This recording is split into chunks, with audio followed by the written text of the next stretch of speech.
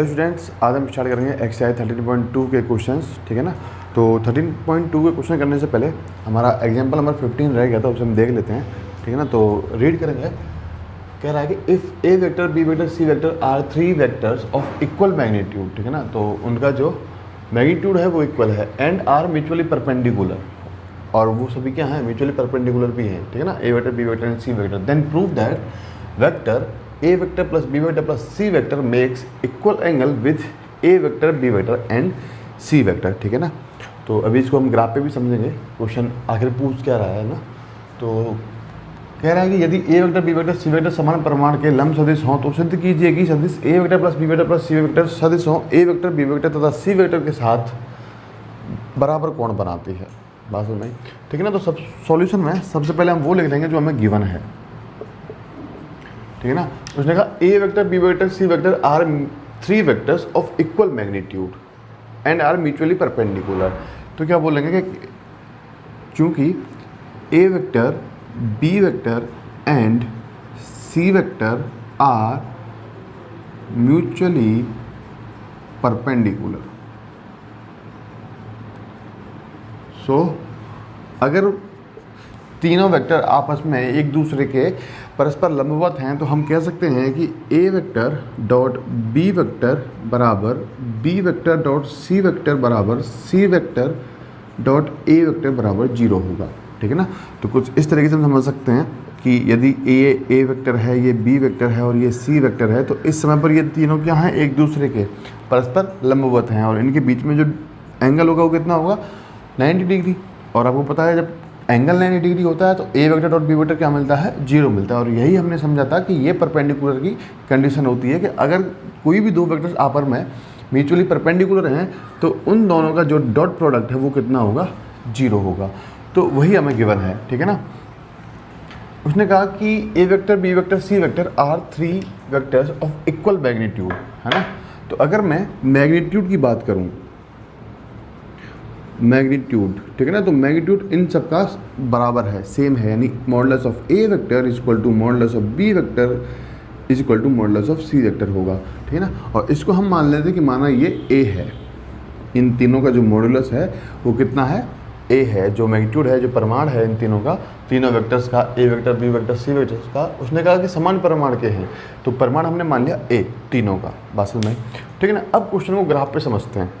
उसने कहा कि एक वेक्टर है ए वेक्टर, एक है बी वेक्टर और एक है सी वेक्टर।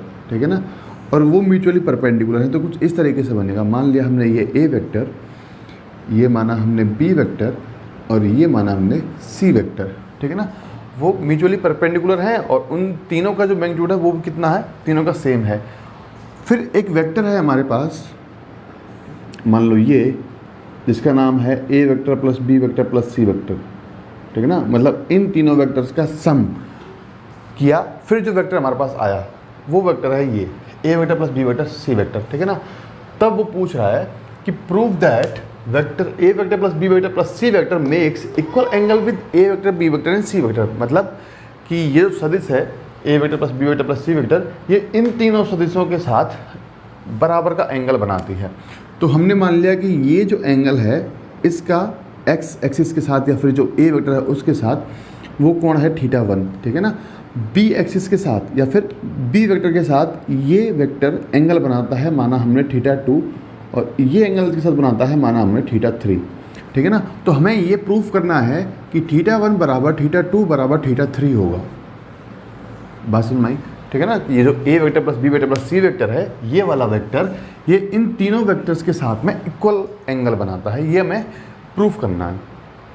ठीक है ना। तो बेसिक से चलते हैं। आपको पता है कि कॉस थीटा का फॉर्मूला होता है A vector dot B vector upon modulus of A vector modulus of B vector.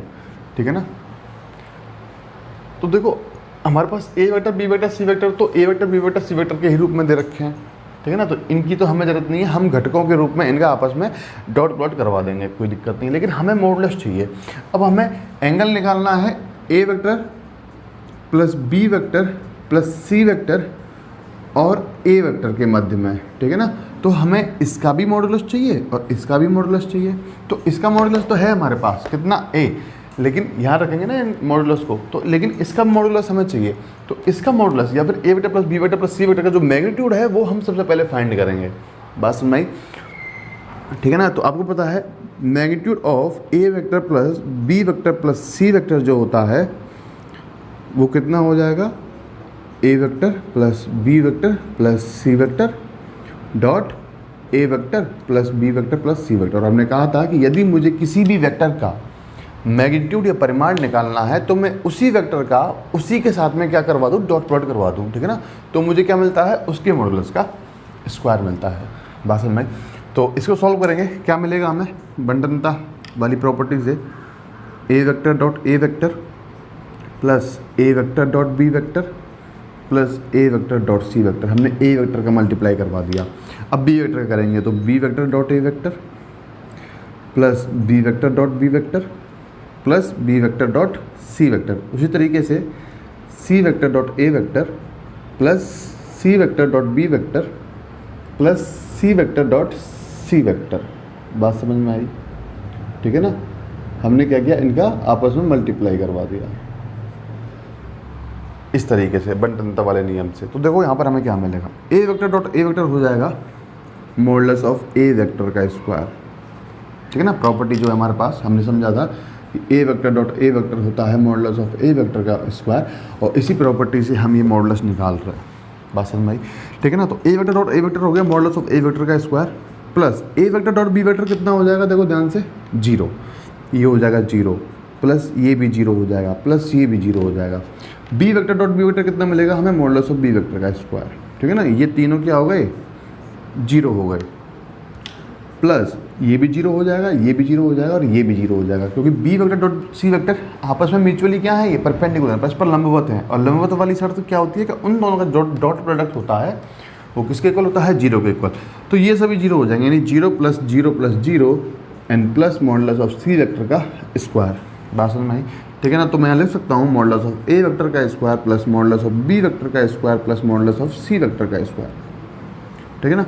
Modulus of A vector है कितना, ए, बी वेक्टर भी कितना है, ए, मॉडुलस ऑफ सी वेक्टर भी कितना है, ए। यानी मैं इनको लिख सकता हूँ क्या कि A square plus A square plus A square, इधर आ जाएगा modulus of A vector plus B vector plus C vector के मॉडुलस का होल स्क्वायर। बात समझ में आई? ठीक है ना। तो इसको मैंने लिखा 3a स्क्वायर। ठीक है ना। अब यहाँ से हम निकाल रहे हैं, ये तो इधर आ जाएगा A vector plus B vector plus C vector के मॉडुलस का होल स्क्वायर, और यहाँ से हम निकाल रहे हैं finally A vector plus B vector plus C vector का मॉडुलस कितना हो जाएगा, √3 इंटू ए। बात क्लियर है? ठीक है ना। अब इसके बाद हमारे पास मॉडुलस तो आ गया, A vector plus B vector plus C vector का जो मॉडुलस है वो आ गया। अब हमें एंगल निकालना है, तो हम निकाल रहे हैं एंगल बिटवीन, क्या निकाल रहे हैं हम, angle between A vector and A vector plus B vector plus C vector. ठीक है ना। और उसको हमने माना था θ1, तो क्या लिखेंगे, cos θ1 इज इक्वल टू ये डॉट ये, यानी A vector dot A vector plus B vector plus C vector upon modulus of A vector into modulus of A vector plus B vector plus C vector. ठीक है ना। किस फॉर्मूले से, इस फॉर्मूले से। बात समझ में आई? ठीक है ना। तो डॉट प्लॉट करवाएंगे, क्या मिलेगा हमें, cos θ1 इज इक्वल टू, अब देखो A vector dot A vector तो कितना मिलेगा हमें, मॉडुलस ऑफ ए वेक्टर लिख लेते हैं, A vector dot A vector plus A vector dot B vector plus A vector dot C vector upon modulus of A vector A है हमारे पास, और modulus of A vector plus B vector plus C vector हमारे पास आ गया √3a। तो यहाँ लिखेंगे √3 इंटू ए। बात समझ में आई? ठीक है ना। अब देखो modulus of A vector dot A vector हो जाएगा मॉडुलस ऑफ ए वेक्टर का स्क्वायर, यानी मैं ऐसे लिखूंगा cos θ1 is equal to modulus of A vector का स्क्वायर। ठीक है ना। बाकी ये दोनों टर्म्स इस वाली इक्वेशन से क्या हो जाएंगी, 0 हो जाएंगी। बात समझ में आई? क्योंकि क्या दे रखे हैं वो म्यूचुअली परपेंडिकुलर। ठीक है ना। तो cos θ1 हमें क्या मिल गया, मॉडुलस ऑफ ए वेक्टर का square upon √3 into A square. ठीक है ना। मॉडुलस ऑफ ए वेक्टर का स्क्वायर मतलब इसका स्क्वायर कितना हो जाएगा, ए स्क्वायर, यानी cos θ1 is equal to a² upon √3a², ये दोनों कैंसिल आउट, तो यहाँ से हम बोल सकते हैं θ1 equal to cos inverse 1 upon √3। बात समझ में, ठीक है ना। उसी तरीके से हम angle between B vector and A vector plus B vector plus C vector निकालेंगे and C vector and A vector plus B vector plus C vector निकालेंगे। मतलब हमने ए वेक्टर के साथ में इसका एंगल निकाला, अब हम इन दोनों के बीच का एंगल निकालेंगे और इन दोनों के बीच का एंगल निकालेंगे, तो वो हमें तीनों का ही सेम मिलने वाला है। बात समझ में, जितना हमें θ1 मिला उतना ही हमें θ2 एंड θ3 मिलेगा। तो हम बोल सकते हैं सिमिलरली, इसी प्रकार similarly θ2 equal to cos inverse 1 upon √3 and θ3 equal to cos inverse 1 upon √3। बात समझ में आई, ठीक है ना। तो hence θ1, θ2 and θ3 are equal angles, ठीक है ना। तो इस तरीके से हमें ये क्वेश्चन सॉल्व करना था। बात समझ में आई, ठीक है ना। तो कॉपी कर लेंगे इसको। तो नेक्स्ट एग्जाम्पल नंबर 15 का सेकंड पार्ट, ठीक है ना। सेकंड पार्ट है magnitude of vectors A vector B vector C vector are 3, 4 and 5, ठीक है ना। हमें A vector B vector C vector के जो मैग्नीट्यूड है, जो परिमाण है, वो हमें दे रखा है respectively. If every vector is perpendicular on sum of other two then find the magnitude of vector A vector plus B vector plus C vector, ठीक है ना। तो कह रहा है वो कि A vector plus B vector plus, उसने कहा कि A vector B vector C vector क्रमशः 3, 4, 5 परिमाण के सदिश हैं, ठीक है ना। यदि प्रत्येक सदिश अन्य दो सदिशों के योग पर लंब हो, इस बात को थोड़ा समझेंगे। यदि प्रत्येक सदिश अन्य दो सदिशों के योग पर लंब हो तो हमें सदिश A vector plus B vector plus C vector का परिमाण ज्ञात करना है, ठीक है ना। तो देखो सॉल्यूशन में जो गिवन है वो लिख लेते हैं। सबसे पहले हमें मॉडुलस ऑफ ए वेक्टर दे रखा है 3, मॉडुलस ऑफ बी वेक्टर हमें दे रखा है 4 and modulus of C vector हमें दे रखा है 5। बात समझ में आई, ठीक है ना। तो ये तीन चीज़ें हमें दे रखी हैं और वो कह रहा है कि यदि प्रत्येक सदिश अन्य दो सदिशों के योग पर लंब है, जैसे मान लो कि हमारे 3 वेक्टर्स हैं, ए वेक्टर, ये बी वेक्टर और ये सी वेक्टर, ठीक है ना। और एक वेक्टर मान लो हमने ये कि ये हो जाएगा B vector plus C vector. बात समझ में आई, हमने मान लिया कि ये B vector plus C vector है। ऐसे ही ये एक वेक्टर है जो सी वेक्टर प्लस ए वेक्टर है और एक ये वेक्टर है जो A vector plus B vector है, ठीक है ना। इस तरीके से है। यदि प्रत्येक सदिश अन्य दो सदिशों के योग पर लंब हो, प्रत्येक सदिश, जैसे हमने कहा कि मान लो ए वेक्टर जो वो ए वेक्टर है वो B vector plus C vector के इन दोनों सदिशों के योग पर लंब है, ऐसा वो कह रहा है। यानी ए वेक्टर जो है वो B vector plus C vector वाले वेक्टर पर क्या है, लंब है। यानी ये हो जाएगा यहाँ पर ए वेक्टर। भाषा में ऐसे यहाँ पर हम बोलेंगे इसको बी वेक्टर, कि बी वेक्टर जो है वो अन्य दो सदिशों के योग पर लंब है, जो सी वेक्टर है वो अन्य दो सदिशों के योग पर लंब है। तो इस बात से क्या समझे कि देखो ध्यान से कि अगर मैं लिखूं कि A vector dot B vector plus C vector, तो वो हमें कितना मिलेगा, 0 मिलेगा। क्यों मिलेगा 0? क्योंकि उसने कहा है कि जो ए वेक्टर है वो अन्य दो सदिशों के योग पर क्या है, लंब है। आपको पता है कि अगर म्यूचुअली परपेंडिकुलर होते हैं या परस्पर लंबवत होते हैं तो उनका जो अदिश गुणनफल होता है या डॉट प्रोडक्ट होता है वो कितना होता है, 0 के इक्वल होता है। बात समझ में आई। उसी तरीके से मैं ले सकता हूँ B vector dot A vector plus C vector and C vector dot B vector plus A vector या A vector plus B vector, कुछ भी लिखें। ये सभी हमें क्या दे रखे हैं, 0 के इक्वल दे रखे हैं। बात समझ में आई। तो ये हमें गिवन है। उसके बाद में उसने कहा कि आप A vector plus B vector plus C vector का जो परिमाण है उसे ज्ञात कीजिए, ठीक है ना।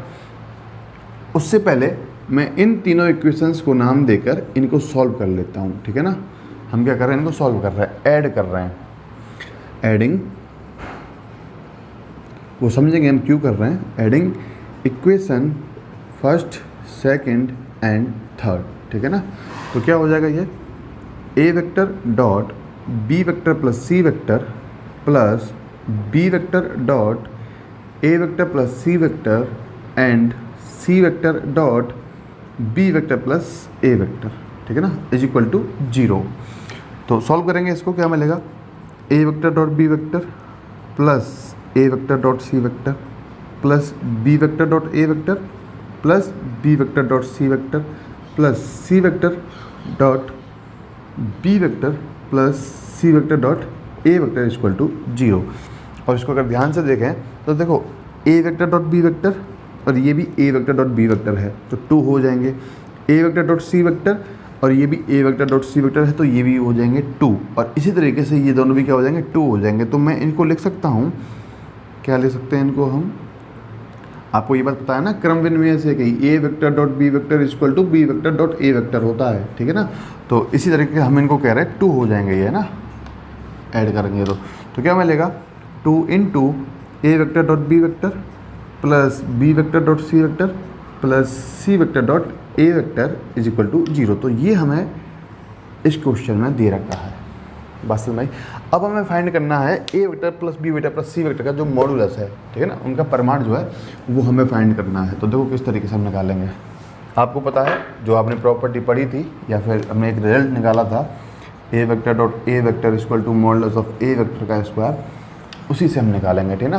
तो हम निकालना है A vector plus B vector plus C vector का मॉडुलस। इसका मतलब हमें इसी का, अगर मैं इसी से क्या निकालूं डॉट प्रोडक्ट, तो हमें क्या मिलेगा इसके मॉडुलस का होल स्क्वायर मिल जाएगा, ठीक है ना। तो इसका मतलब मैंने अगर इन दोनों का डॉट प्रोडक्ट किया है तो इसका मुझे स्क्वायर मिलेगा। बात समझ भाई, ठीक है ना। सॉल्व करेंगे इसको तो क्या मिलेगा A vector dot A vector plus A vector dot B vector plus A vector dot C vector, उसी तरह से B vector dot A vector plus B vector dot B vector plus B vector dot C vector, ठीक है ना, plus C vector dot A vector plus C vector dot B vector plus C vector dot C vector. मैंने इस ए vector का पहले इन तीनों से multiply किया, फिर बी वेक्टर का डॉट प्रोडक्ट किया, फिर सी वेक्टर का डॉट प्रोडक्ट किया, ठीक है ना। तो इस तरीके से मुझे मिला। तो सॉल्व करेंगे इसको, क्या मिलेगा मॉडुलस ऑफ ए वेक्टर का स्क्वायर प्लस, अब देखो A vector dot B vector, ठीक है ना, या फिर पहले इनको लिख लो मॉडुलस ऑफ बी वेक्टर का square plus modulus of C vector का स्क्वायर एंड रिमेनिंग टर्म, ठीक है ना, 2 A vector dot B vector हो जाएंगे, कितने हो जाएंगे 2, तो 2 A vector dot B vector हो जाएगा, उसी तरीके से B vector dot C vector हो जाएगा plus C vector dot A vector हो जाएगा। बात समझ में आई। तो A C B C and B C, ठीक है ना, तो ये सारे क्या हो जाएंगे 2 हो जाएंगे। बात समझ में आई, ठीक है ना। तो देखो अब हमें क्या मिलेगा मॉडुलस ऑफ ए वेक्टर का स्क्वायर, यानी हम इसका स्क्वायर करेंगे कितना मिलेगा हमें 3, यानी हम बोलेंगे कि 3 का स्क्वायर, ठीक है ना। मॉडुलस ऑफ बी वेक्टर का स्क्वायर मीन्स 4 का square and modulus of C vector का स्क्वायर मीन्स क्या हो जाएगा 5 का स्क्वायर, ठीक है ना। और ये वाली वैल्यू हमें मिली थी 0 यहाँ से, जो हमें क्वेश्चन में गिवन था।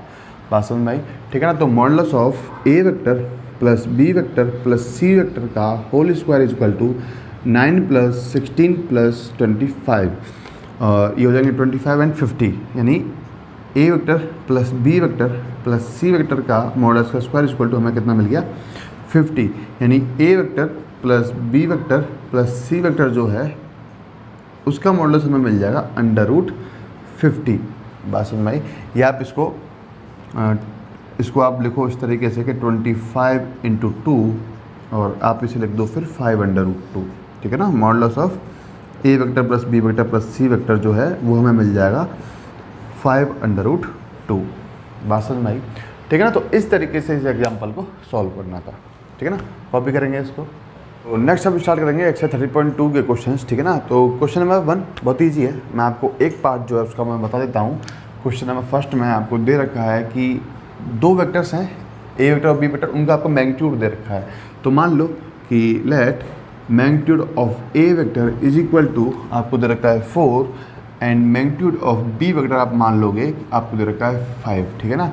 और इसके आपको 3 पार्ट दिए हैं जिनमें आपको 3 एंगल्स दे रखे हैं, ठीक है ना। एक में एंगल दे रखा है आपको 60 डिग्री, एक में 90 डिग्री एंड एक में 30 डिग्री, इस तरीके से 30, 90 एंड 30, ठीक है ना। तो आपको उसने कहा कि आप इसका स्केलर प्रोडक्ट या अदिश गुणनफल ज्ञात कीजिए, ठीक है ना। अदिश गुणन क्या हो जाएगा डॉट प्रोडक्ट, यानी कि हमें निकालना है इसके अंदर A vector dot B vector जो होता है modulus of A vector modulus of B vector and cos of theta, ठीक है ना। तो सारी वैल्यूज आपके पास हैं, आपको 3 अलग अलग एंगल दे रखे हैं, मतलब आपको 3 बार ये सॉल्व करना होगा ए वेक्टर डॉट बी वेक्टर जो है। तो सिंपली ए वेक्टर जो है वो 4 हो जाएगा, ए वेक्टर का जो मॉडुलस है वो कितना हो जाएगा 4, बी वेक्टर का मॉडुलस हो जाएगा 5 एंड कॉस लिखेंगे हम 60 डिग्री।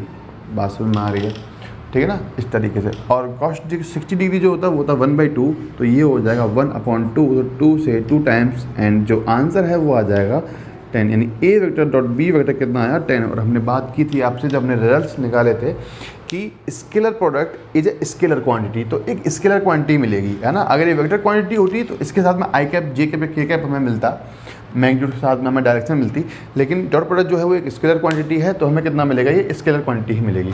तो इस तरीके से आपको फिर सेकंड 90 डिग्री लेकर सॉल्व करना है एंड थर्ड 30 डिग्री लेकर सॉल्व करना है। बात समझ में आई, तो इसे कॉपी कर लेंगे आप। तो नेक्स्ट क्वेश्चन नंबर सेकंड के भी आपको 3 पार्ट दे रखे हैं, ठीक है ना। हम सिर्फ एक ही पार्ट सॉल्व करेंगे, बाकी आप दोनों सॉल्व कर लोगे। इसने कहा find A vector dot B vector if A vector and B vector respectively are, ठीक है ना। ए वेक्टर और बी वेक्टर हमें दे रखे हैं 3 पार्ट में और हमसे पूछ रहा है वो ए वेक्टर डॉट बी वेक्टर, ठीक है ना।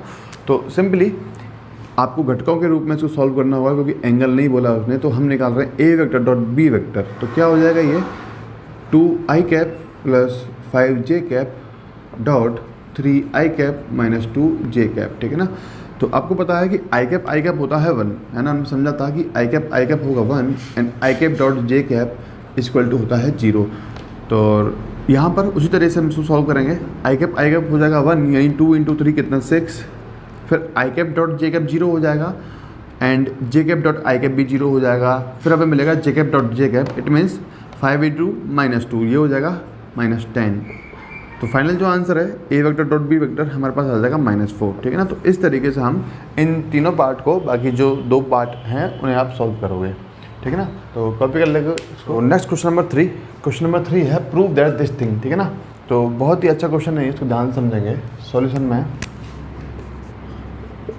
देखते हैं, वी हम जानते हैं कि we know that A vector dot B vector is equal to modulus of A vector and modulus of B vector into cos of theta.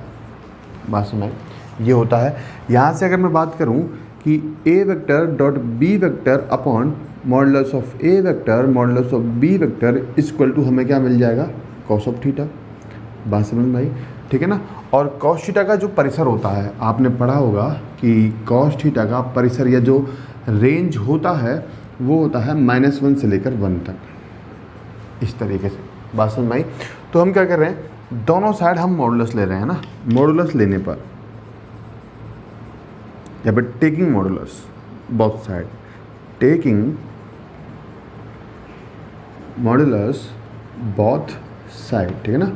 दोनों पक्षों में मापांक लेने पर, है ना, मॉडुलस लेने पर, तो हमें क्या मिलेगा, modulus of A vector dot B vector upon modulus of A vector modulus of B vector equal to modulus of cos of theta.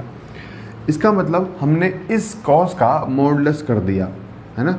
और कॉस का मॉडुलस करने का मतलब क्या है कि कॉस की अब यहाँ पर जो भी क्वांटिटी हमें मिलेगी वो क्या मिलेगी, पॉजिटिव। इसका मतलब नेगेटिव वाला पार्ट तो हट जाएगा, हमें सिर्फ क्या मिलेगा, ये लेस देन इक्वल टू 1। जो पॉजिटिव वाला पार्ट है वो हमें मिलेगा। बस नहीं, तो मैं लिख सकता हूँ जो मॉडुलस कॉस ऑफ थीटा है वो हमें मिलेगा लेस देन इक्वल टू 1। बात नहीं। और यहीं से अगर मैं इस कॉस थीटा को हटाना चाहूँ तो इसे मैं हटा दूंगा और मुझे क्या मिल जाएगा यहाँ पर, modulus of A vector dot B vector upon modulus of A vector modulus of B vector. इस इक्वल कॉस थीटा को हटाने के बाद में हमें क्या मिलेगा, लेस देन इक्वल टू 1, क्योंकि ये जो मॉडुलस ऑफ कॉस थीटा है इसका वैल्यू क्या होगा, 1 या 1 से छोटा होगा। बात समझ में आई, ठीक है ना। तो इस तरीके से अब हम ले सकते हैं इसको, modulus of A vector dot B vector less than equal to modulus of A vector modulus of B vector, है ना।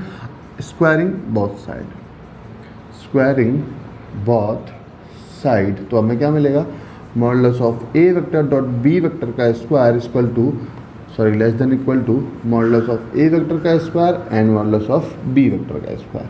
तो इस तरीके से हमें इसको प्रूफ करना है। बात समझ में आई, ठीक है ना। तो कॉपी कर लेंगे इसको। तो नेक्स्ट क्वेश्चन नंबर 4 है, if coordinates of P and Q are 3,4 and 12,9 respectively, then find angle POQ where O is origin, ठीक है ना। तो उसने कहा कि 2 बिंदु हमें दे रखे हैं P और Q जिसके निर्देशांक हैं ये, तो हमें POQ मतलब एंगल जो है वो हमें QO निकालना है जहाँ पर ओ जो है वो क्या है, मूल बिंदु है। बात समझ आई। देखो सॉल्यूशन में सबसे पहले हम देख लेते हैं पॉइंट्स। क्या हमें दे रखे हैं, P and Q, P and Q 3,4 and 12,9 respectively. इस तरीके से बात समझ आई। तो थोड़ा सा इसको डायग्राम बनाएंगे। उसने पूछा हमसे, ये कुछ इस तरीके से हमें दे रखा है, मान लो ये एंगल है थीटा, ये थीटा पूछ रहा है। अगर ये पॉइंट P है जिसके कोऑर्डिनेट्स हैं 3,4 एंड ये Q है जिसके कोऑर्डिनेट्स हैं 12,9 और जो O है वो ओरिजिन है, तो हमें इन दोनों वेक्टर्स के बीच में जो एंगल है वो फाइंड करना है। बात समझ में आई। तो ठीक है ना, इन दोनों के बीच में जो एंगल है उसको फाइंड करने के लिए हम क्या करेंगे, OP vector and OQ vector निकाल लेंगे और उन दोनों के बीच में डॉट प्रोडक्ट करवाएंगे, तो हमें क्या मिल जाएगा, वो एंगल मिल जाएगा। बात समझ में आई। तो सबसे पहले हम OP वेक्टर निकाल लेते हैं। OP वेक्टर लेट लिख लेते हैं यहाँ पर, OP vector is equal to A vector is equal to 3i cap plus 4j cap and OQ vector is equal to B vector, ये हो जाएगा 12i cap plus 9j cap. ठीक है ना। तो एंगल निकालेंगे कॉस ऑफ थीटा।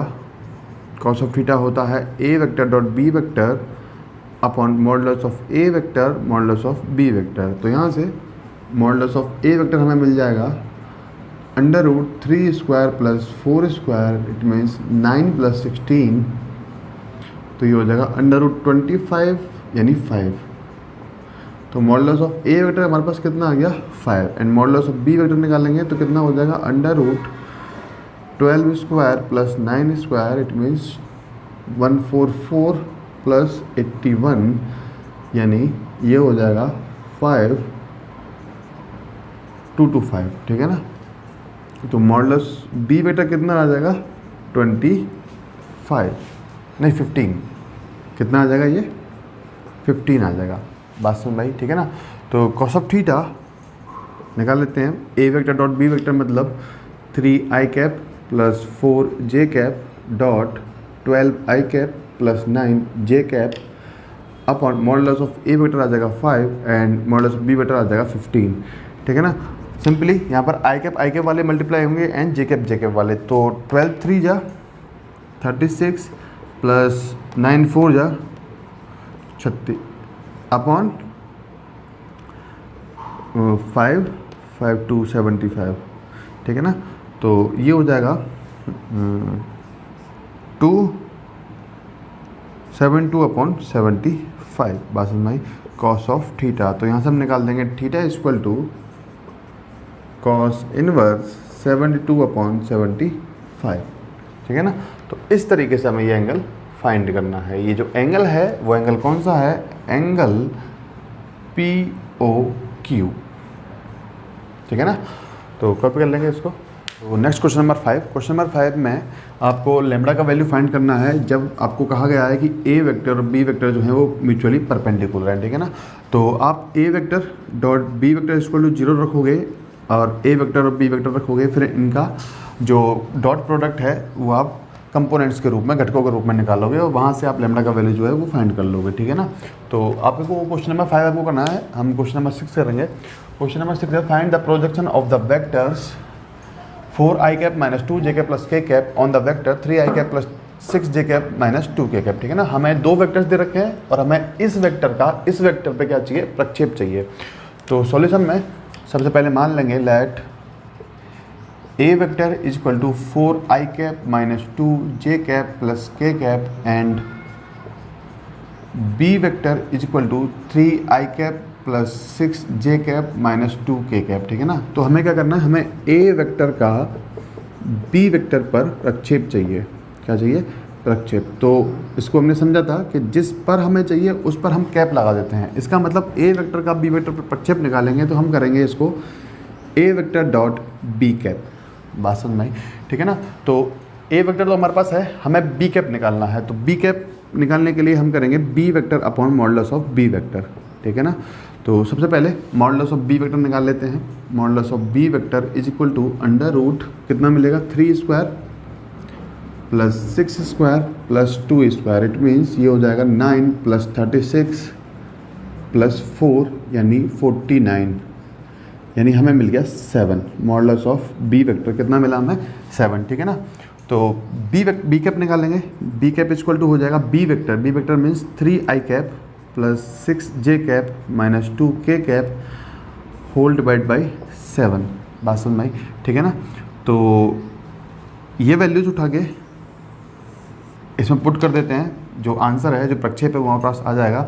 तो क्या हो जाएगा, ये ए वेक्टर है हमारे पास 4i cap minus 2j cap plus k cap dot क्या लिखेंगे 3i cap plus 6j cap minus 2k cap upon 7।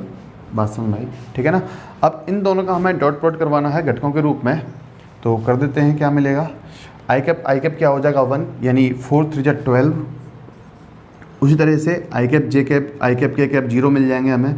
जे कैप मिलेगा, तो जे कैप हो जाएगा 1, 6 इंटू -2 यानी -12 और 1 इंटू -2 यानी -2 अपॉन 7 हमें मिल जाएगा -2/7, ठीक है ना। तो जो प्रक्षेप है ए वेक्टर का बी वेक्टर प्रक्षेप वो हमें मिल जाएगा -2/7। लेकिन हमने जब ये पढ़ा था कि प्रक्षेप होता क्या है, प्रोजेक्शन होता क्या है, तो हमने बताया था प्रोजेक्शन एक लेंथ होती है। जैसे मैंने कहा ये बी वेक्टर है और ये ए वेक्टर है, तो ए वेक्टर का बी वेक्टर प्रक्षेप क्या होगा, जो ये लेंथ है ओ से लेके एम तक, तो ओ एम जो लेंथ है उसे हम कहते हैं ए वेक्टर का बी वेक्टर प्रक्षेप, है ना। तो इसका मतलब ये लेंथ है और लेंथ कभी भी नेगेटिव नहीं होती है। तो इसका मतलब ये जो -2/7 है इसको फाइनली हम क्या लिखेंगे 2/7, ठीक है ना। तो जो फाइनल आंसर है वो हमारा हो जाएगा 2/7, ठीक है ना। पॉजिटिव क्यों रखना है, क्योंकि लेंथ है ये जो प्रक्षेप हम निकालते हैं ए वेक्टर का बी वेक्टर प्रक्षेप, वो एक लेंथ होती है और लेंथ कभी भी नेगेटिव नहीं होती है। तो जो -2/7 मिलेगा उसको हम फाइनली क्या लिखेंगे 2/7। बात समझ में, ठीक है ना। तो ये हमारा आंसर हो जाएगा, ठीक है ना। कॉपी करेंगे इसको। तो नेक्स्ट क्वेश्चन नंबर 7, ठीक है ना। क्वेश्चन नंबर 7 है if A vector 2i cap minus 16j cap plus 5k cap and B vector is equal to 3i cap plus j cap plus 2k cap, then find A vector c vector so that A vector B vector c vector represents the side of a right angle triangle, ठीक है ना। उसने कहा कि हमें A vector B vector हमें दे रखे हैं, तो एक सदिश c वेक्टर ऐसा ज्ञात करना है कि जो A vector B vector C vector हैं वो एक समकोण त्रिभुज की भुजाओं को निरूपित करते हैं। बात समझ में आई। तो सॉल्यूशन में सबसे पहले लिख लेंगे जो गिवन है हमारे पास, A vector is equal to 2i cap minus 16j cap plus 5k cap and B vector is equal to 3i cap plus j cap plus 2k cap, ठीक है ना। तो ये दो भुजाएं दे रखी हैं, बात समझ में आई। और आपको पता है कि समकोण त्रिभुज कुछ इस तरीके से बनता है ना। थोड़ा सा क्लियर बना लेते हैं इसको,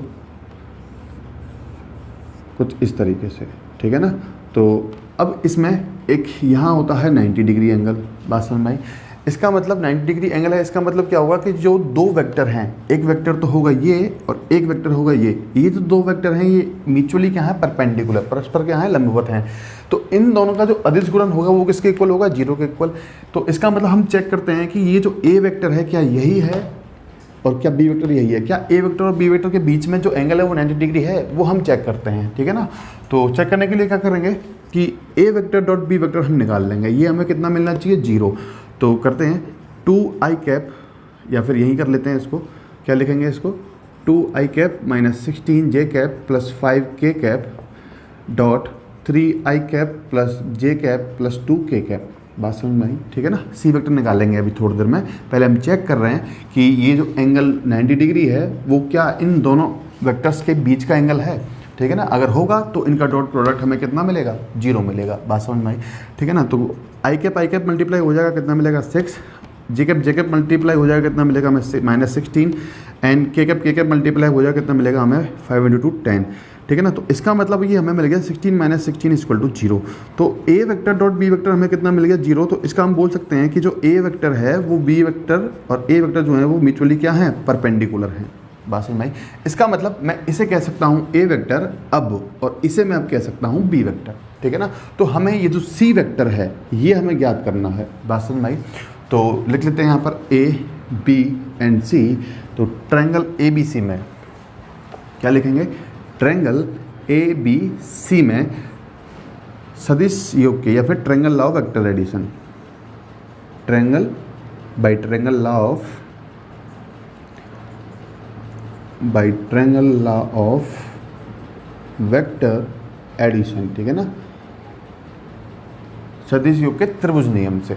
बात समझ में आई? क्या हो जाएगा, आपको पता है कि इन दोनों का डायरेक्शन क्या है, सेम है, और इसका डायरेक्शन है अपोजिट, यानी इन दोनों का सम मुझे क्या देगा, सी वेक्टर देगा। तो मैं यहाँ लिख सकता हूँ कि A vector plus B vector जो है वो इक्वल होगा सी वेक्टर के।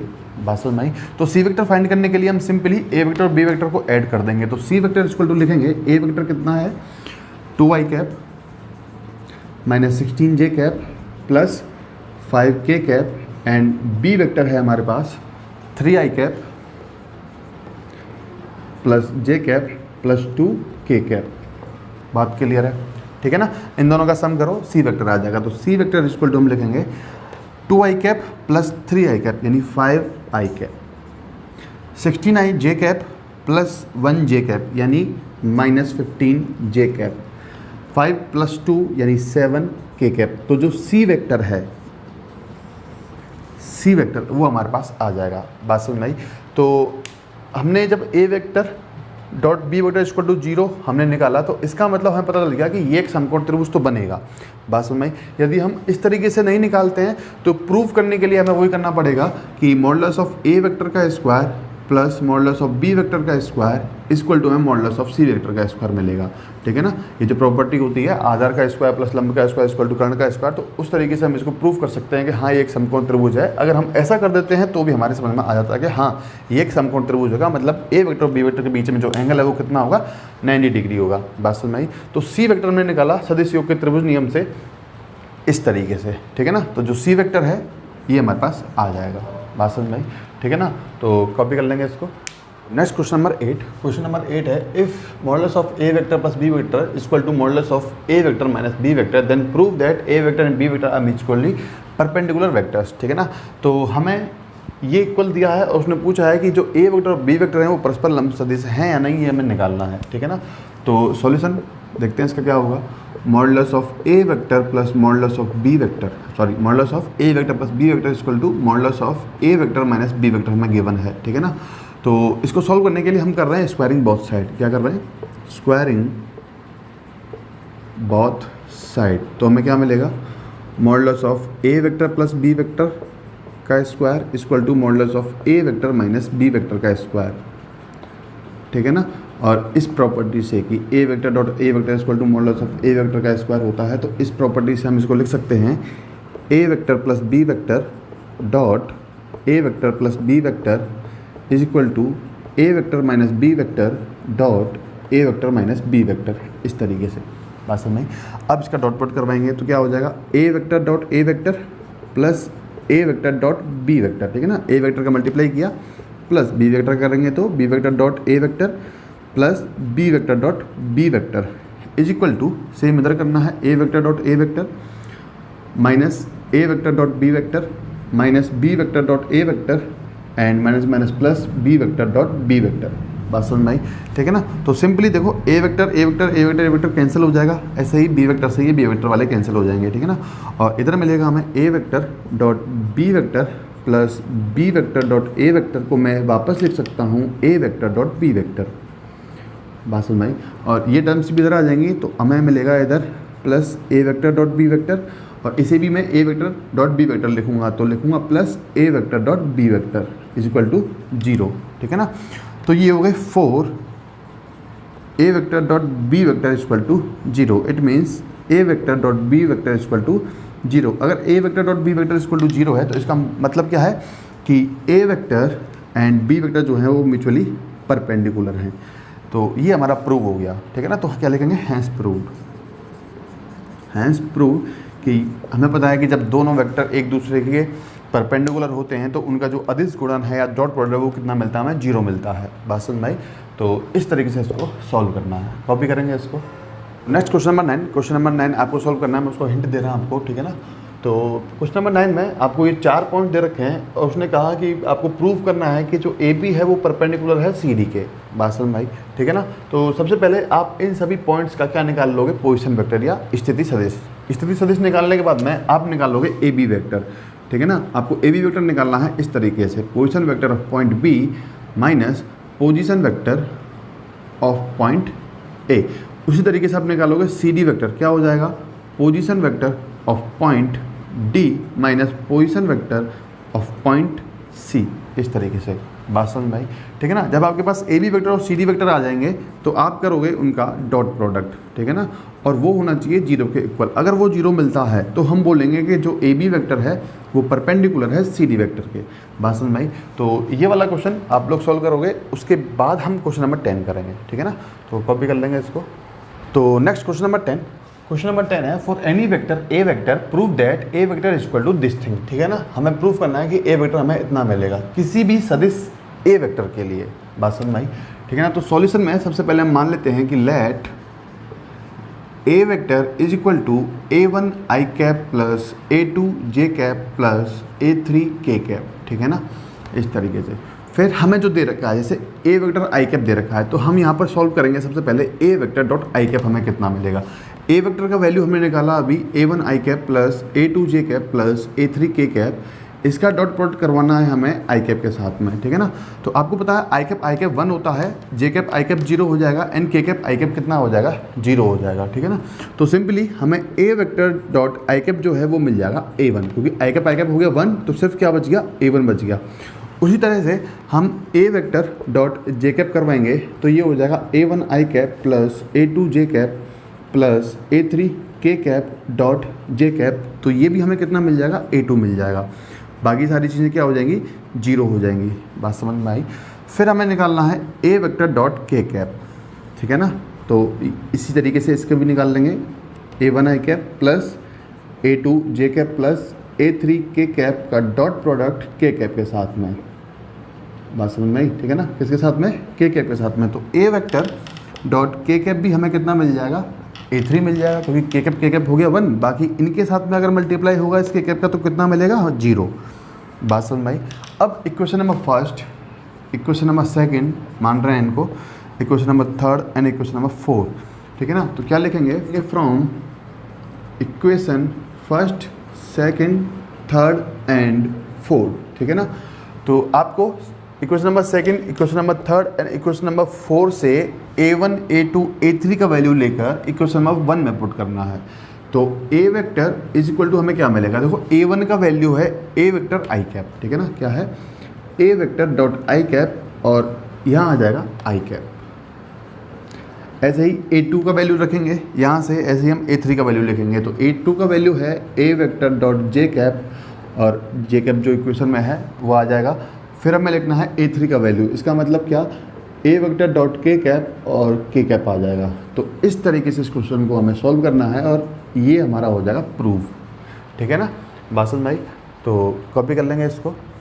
तो next question number 11, question number 11 है use vectors to prove that sum of square of diagonal of a parallelogram is equal to the sum of square of their sides, ठीक है ना।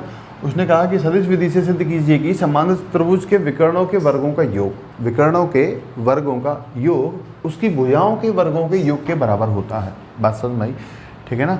वापस पढ़ेंगे। कह रहा है कि सदिश विधि से सिद्ध कीजिए कि समांतर चतुर्भुज जो पैरेललोग्राम है उसके विकर्णों के वर्गों का योग, मतलब जो डायगोनल्स है उनका sum of square of diagonals is equal to the sum of square of their side, मतलब विकर्णों के वर्गों का योग उसकी भुजाओं के वर्गों के योग के बराबर होता है। बात समझ में आई? ठीक है ना। तो सॉल्यूशन में सबसे पहले हम एक पैरेललोग्राम या समांतर चतुर्भुज बना लेते हैं। तो कुछ इस तरीके से बन जाएगा, माना हमने इस तरीके से बना लिया, ठीक है ना। इसे कहा हमने O, इसे हमने कहा A, इसे कहा हमने B और इसे कहा हमने C, ठीक है ना। तो यहाँ पर let OA vector is equal to A vector and हम मान रहे हैं OA वेक्टर को हमने माना A vector and OC vector is equal to B vector, और इसे हमने माना B वेक्टर। बात समझ में आई? ठीक है ना। आपको पता है समांतर चतुर्भुज में जो आमने सामने की भुजाएं होती हैं वो बराबर होती हैं, ठीक है ना। तो अगर ये OA वेक्टर A वेक्टर है तो CB वेक्टर भी कितना हो जाएगा, A वेक्टर हो जाएगा इसी डायरेक्शन में। बात समझ में आई? उसी तरह से OC वेक्टर B वेक्टर है तो AB वेक्टर कितना हो जाएगा, B वेक्टर हो जाएगा। तो यहाँ पर मैं सिंपली लिख सकता हूँ कि अगर OA वेक्टर A वेक्टर है तो CB वेक्टर कितना हो जाएगा, A वेक्टर हो जाएगा। उसी तरह से अगर OC वेक्टर B वेक्टर है तो AB वेक्टर कितना हो जाएगा, B वेक्टर हो जाएगा। तो ये हमने निकाल लिया। बात समझ में आई? इसके डायगोनल्स की बात करते हैं। जो OB डायगोनल है और एक डायगोनल है AC डायगोनल। बात समझ में इस तरीके से। तो इसका डायरेक्शन इस तरफ है एंड इसका डायरेक्शन है इस तरफ, ठीक है ना। अब हमने पढ़ा था कि समांतर चतुर्भुज में अगर दो संलग्न भुजाएं किसी सदिश को निरूपित करती हैं तो उन दोनों का योग हमें उसके रिजल्टेंट तीसरी भुजा द्वारा निरूपित होता है।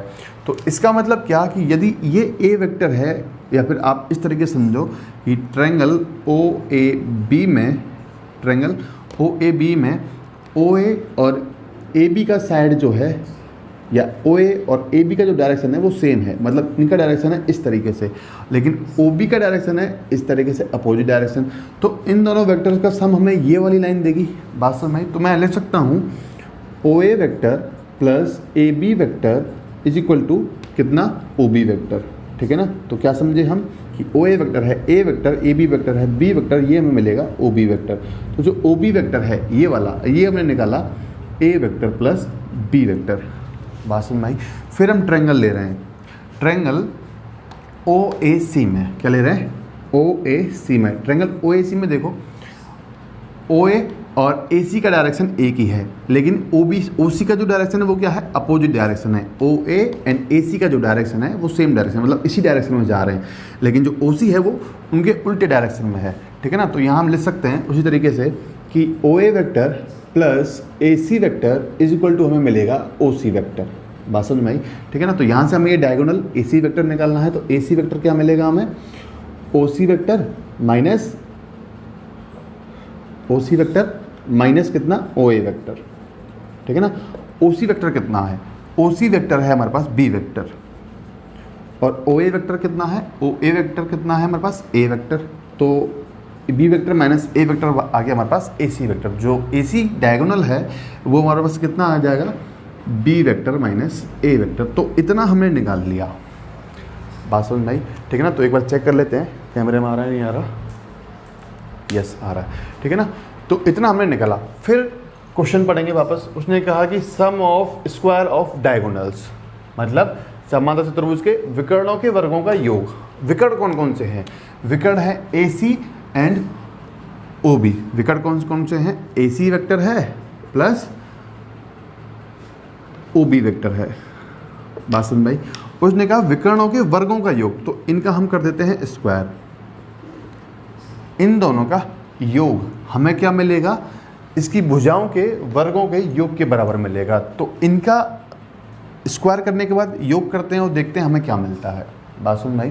तो AC वेक्टर कितना है हमारे पास, AC वेक्टर है B vector minus A vector, तो B vector minus A vector का स्क्वायर प्लस OB वेक्टर है, OB वेक्टर कितना है, A vector plus B vector, तो A vector plus B vector का स्क्वायर। यहाँ तक बात क्लियर है, ठीक है ना। सबसे पहले हमने क्या बनाया, एक समांतर चतुर्भुज बनाया। उसमें हमने मान लिया कि OA वेक्टर अगर A वेक्टर है और OC वेक्टर अगर B वेक्टर है, तो CB वेक्टर भी कितना हो जाएगा, A vector, and AB vector कितना हो जाएगा, B वेक्टर। बात समझ में आई? फिर हमने सदिश योग के त्रिभुज नियम से निकाला OB vector and AC vector, इस तरीके से, ठीक है ना। फिर जो क्वेश्चन में कह रहा था कि समांतर त्रिभुज के विकर्णों के वर्गों का योग, तो विकर्णों के वर्गों का योग किया हमने, ठीक है ना, वो हमें ये मिला। अब इसको सॉल्व करेंगे तो देखते हैं कि क्या ये हमें उसकी भुजाओं के वर्गों के योग के बराबर मिलता है। बात समझ में आई? ठीक है ना।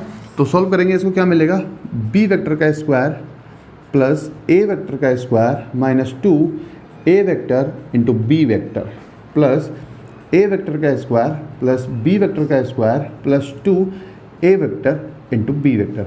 बात समझ में आई? तो सिंपली ये दोनों तो हो गए कैंसिल आउट। तो हमें क्या मिल गया, A वेक्टर का स्क्वायर प्लस A वेक्टर का स्क्वायर प्लस B वेक्टर का स्क्वायर प्लस B वेक्टर का स्क्वायर, ये हमें मिल गया। बात समझ में आई? ठीक है ना। और इधर तो यही चल रहा था, क्या चल रहा था, AC वेक्टर का स्क्वायर प्लस OB वेक्टर का स्क्वायर, ठीक है ना।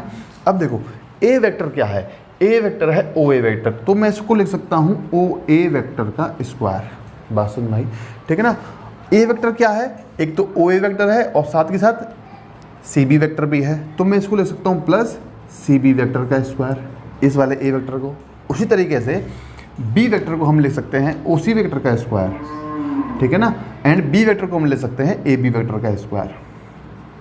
बात समझ में आई? तो ये हमारा प्रूफ हो गया, ठीक है ना, कि समांतर चतुर्भुज के विकर्णों के वर्गों का योग जो होता है वो उसकी भुजाओं के वर्गों के योग के बराबर होता है। अब देखो भुजाएं हैं या नहीं है, ओ ए एक भुजा हो गई, इसका वर्ग, प्लस सी बी एक भुजा हो गई, इसका वर्ग, प्लस ओ सी एक भुजा हो गई, इसका वर्ग, प्लस ए बी एक भुजा हो गई और इसका वर्ग। ठीक है ना, तो हम कह सकते हैं कि समांतर चतुर्भुज के विकर्णों के वर्गों का योग जो है वो बराबर होता है उसकी भुजाओं के वर्गों के योग के। ठीक है ना, तो हैंस प्रूव। तो ये लाइन हम हिंदी में लिख देंगे या इंग्लिश में लिख देंगे कि sum of square of diagonals is equal to sum of square of their sides. बात समझ में आई? ठीक है ना, इस तरीके से। तो ये जो क्वेश्चन है वो इस तरीके से सॉल्व करना था। कॉपी कर लेंगे इसको।